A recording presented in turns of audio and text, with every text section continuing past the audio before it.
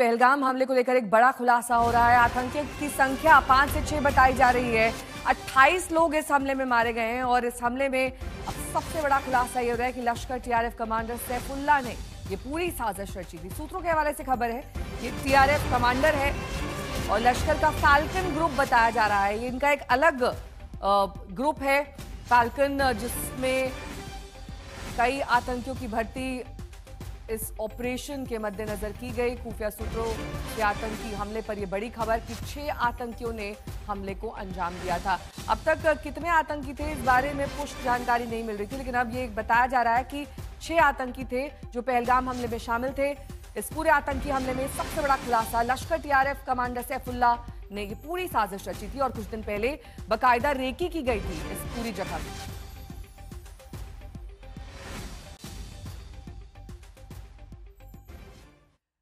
मंजीत तेगी मेरे सहयोगी इस वक्त तमाम जानकारी के साथ जुड़ गए हैं। मंजीत, अब तो टीआरएफ का नाम सामने आ गया है, उनके कमांडर का नाम सामने आ गया है, 6 आतंकी बताए जा रहे हैं।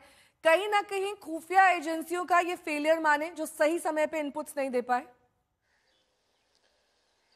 निश्चित तौर पर नेहा, शुरुआती जो जांच और चीज़ें सामने आ रही उस पर इस बात को इनकार नहीं किया जा सकता है कि लोकल पुलिस और इंटेलिजेंस का फेल्योर जरूर रहा है, क्योंकि इतनी बड़ी संख्या में अगर पहलगाम में लोग थे तो आसपास सुरक्षा के इंतजाम नहीं थे। और जिस तरह की जानकारी मिल रही है कि 6 विदेशी आतंकी थे, और ये भी जानकारी मैं देना चाहूँगा कि जो दिल्ली में जो सूत्र हैं, जो खुफिया लोग हैं, वो बता रहे हैं कि लोकल जो हैंडलर हैं या जो उनके संपर्क हैं, उनकी भी इसमें मदद रही है, क्योंकि बिना लोकल सपोर्ट के इस तरह का हमले को अंजाम नहीं दिया जा सकता है। एक और जानकारी देना चाहूँगा कि अभी गृह मंत्री का जो इस वक्त दौरा कश्मीर का है, वो हालात का जायज़ा ले रहे हैं।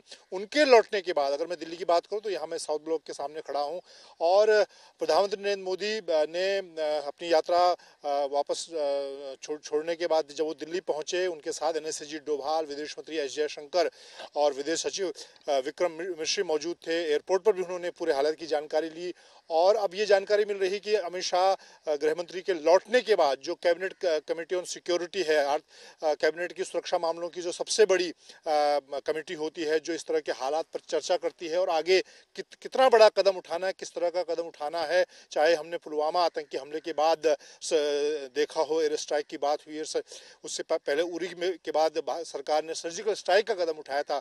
तो इस तरह की क्या बड़ी रणनीति सरकार की होगी, क्योंकि आप देखें पिछले पुलवामा आतंकी हमले के बाद नेहा ये अब तक का सबसे बड़ा आतंकी हमला है और एक तरह से सीधे तौर पर जिस तरह से प्रधानमंत्री नरेंद्र मोदी के लिए एक बड़ी चुनौती है, इसीलिए वो इस मामले को बहुत गंभीरता से भी ले रहे हैं और इस वक्त भी वो लगातार अपने ऑफिस में तमाम लोगों से जानकारी ले रहे हैं। NSG डोभाल भी अपने स्तर पर खुफिया जो प्रमुख हैं, सेना के लोग हैं, उनसे लगातार इनपुट ले रहे हैं और इन सारी बैठकों के बाद मुझे लगता है कि देर शाम या जब अमित शाह लौटेंगे उसके बाद CCS की महत्वपूर्ण बैठक होगी, जिसमें सरकार आगे इस पूरे घटनाक्रम का किस तरह से जवाब देना है उसको लेकर रणनीति बनाएगी।